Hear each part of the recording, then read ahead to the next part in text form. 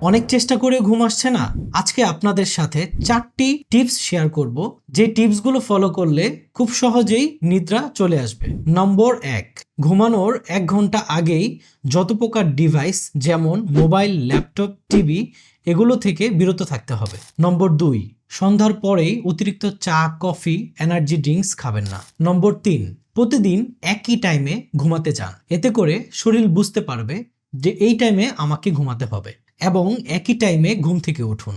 আমাদের শরীরে মেলাটোনিন নামক একটি কেমিক্যাল তৈরি হয়। এই মেলাটোনিন আমাদের ঘুমের সাইকেলটি মেনটেন করে। যখন আপনি একই টাইমে ঘুমাতে যাবেন এবং একই টাইমে উঠবেন, এর ফলে খুব সহজেই আপনার ঘুম চলে আসবে। নম্বর 4, যখন আপনি 20 থেকে 30 মিনিট ঘুমানোর চেষ্টা করেও ঘুম আসছে না, তখন অযথাই এপাশ ওপাশ হবেন না।